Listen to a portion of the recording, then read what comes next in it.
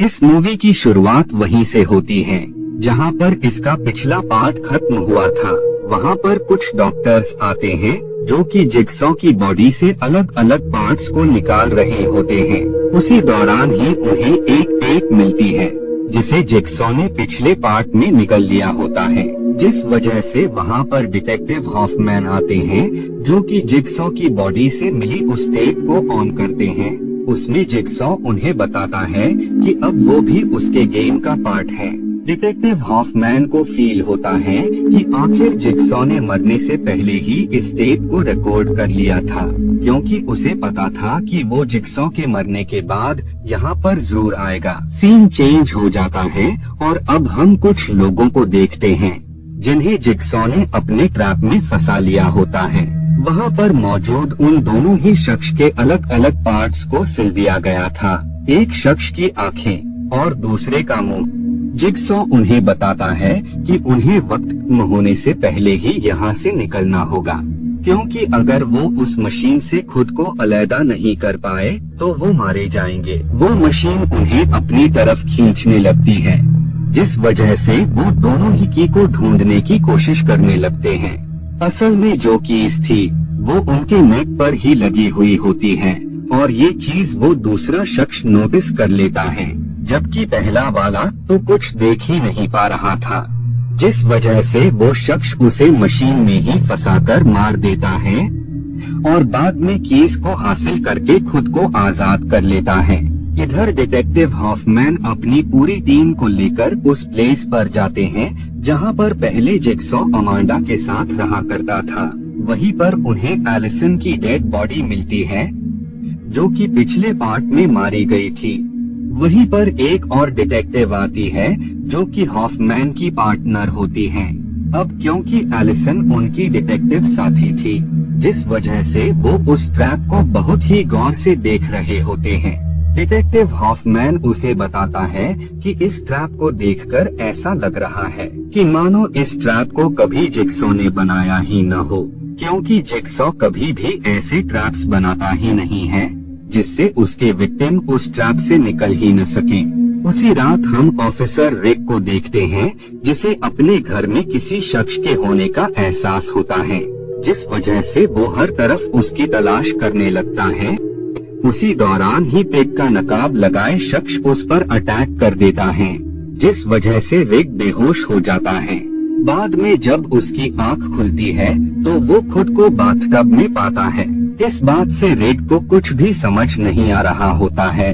उसी दरमियान ही टीवी की स्क्रीन ऑन हो जाती है और जिगसॉ उसे बताता है कि उसने रिक को अपने ट्रैप में फंसा लिया है और अगर वो खुद को फ्री करना चाहता है तो उसे जिगसॉ की इंस्ट्रक्शंस को फॉलो करना होगा।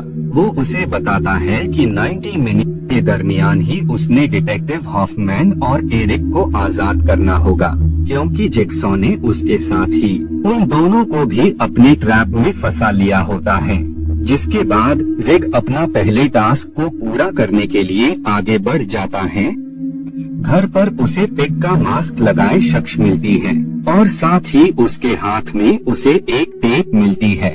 उसी दौरान ही टीवी स्क्रीन पर जिगसॉ आ जाता है और वो उसे बताता है कि बेशक वो शख्स दर्द और तकलीफ में है, उसे तुम्हारी हेल्प चाहिए, लेकिन उस शख्स की हेल्प बिल्कुल भी मत करना, क्योंकि तुम्हारा काम उसके दिए हुए टास्क को पूरा करना है, न कि उस शख्स की हेल्प करके अपना टाइम वेस्ट करना, क्योंकि उस लेडी ने अपनी लाइफ में काफी सारे क्राइम्स को अंजाम दिया है।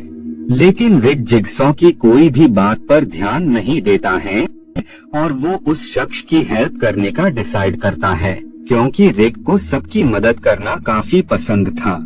लेकिन जैसे ही वो उस शख्स को आजाद करता है तो वैसे ही वो लेडी रिक पर अटैक कर देती है, क्योंकि जिगसॉ ने पहले ही उस लेडी को रिक के अगेंस्ट भड़का दिया होता है। रिक खुद के बचाव में उस पर हमला करता है, जिससे वो शख्स मारी जाती है और अब रिक अपने अगले टास्क को कंप्लीट करने आगे बढ़ जाता है। इधर कुछ ऑफिसर्स उसके घर पर आते हैं क्योंकि उन्हें रिक पर शक होता है, जिस वजह से वो वहां पर इन्वेस्टिगेशन करने लगते हैं। जिसके चलते उन्हें वहाँ पर काफी सारे प्रूफ्स मिल जाते हैं जो कि ये साबित कर सकते थे कि रिग ही जिगसॉ का साथी है। इसका मतलब ये था कि कोई शख्स जानबूझकर रिग को फंसाना चाहता है ताकि वो शख्स जो कि एक्चुअल में जिगसॉ से मिला है वो बच सके। इधर ऑफिसर्स जिगसॉ की वाइफ से कुछ सवालात कर रहे होते हैं। असल में जिगसॉ की वाइफ काफी वक्त पहले ही उससे सेपरेट हो गई थी। इधर रिग अपने दूसरे टास्क को पूरा करने जाता है जहां पर उसे होटल का मैनेजर मिलता है। जिगसॉ उसे बताता है कि वो शख्स बिल्कुल भी सही नहीं है, बल्कि वो तो बेहद ही बुरा इंसान है। इन सब बातों की वजह से रिग उस शख्स को जिगसॉ के ट्रैप में फंसा देता है ताकि उस शख्स को अपनी गलतियों का एहसास हो। ट्रैप में फंसे हुए शख्स को जिगसॉ उसे बताता है कि ट्रैप से आजाद होने के लिए उसे अपनी दोनों आंखों को सैक्रिफाइस करना होगा, वो भी लिमिटेड टाइम के अंदर। लेकिन वो शख्स वक्त पूरा होने के बाद भी अपनी आंखों का सैक्रिफाइस नहीं कर पाता है, जिस वजह से टाइम खत्म होने के बाद वो मारा जाता है। इधर जिगसॉ की वाइफ ऑफिसर्स को बताती है कि जिगसॉ काफी इंटेलिजेंट, जिसके चलते उसकी एक कंपनी के साथ पार्टनरशिप भी थी। एक बार जब वो क्लिनिक से घर लौट रही है तो उसी दरमियान ही वहाँ पर थीफ आ जाता है, जिसकी गलती की वजह से उसके स्टमक पर काफी तेज चोट पहुँचती है, जिसके चलते उसका मिसकैरेज हो जाता है। इस बात से जिगसॉ डिप्रेशन में चला जाता है। इस तरह उन लोगों के दरमियान दूरियां बढ़ने लगती हैं। उनकी कंडीशन इतनी ज्यादा बिगड़ जाती है कि अब उन्हें सेपरेट तक होना पड़ता है। इन सब परेशानियों के दरमियान ही जिगसॉ को पता लगता है कि उसे कैंसर हो गया है, जिस बात से वो सुसाइड करने का डिसाइड किया था। लेकिन वो उस एक्सीडेंट से भी नहीं मरता है, जिसके बाद से ही जिगसॉ ने लोगों को अपने ट्रैप्स में फंसाना स्टार्ट कर दिया था। बाद में वो लोग उस प्लेस पर जाते हैं जहां पर होटल का मैनेजर मारा गया होता है।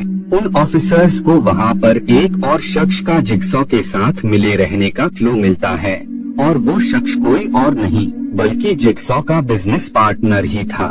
इधर रिज अपने तीसरे टास्क को पूरा करने के लिए बढ़ने लगता है। टूल में पहुंचता है।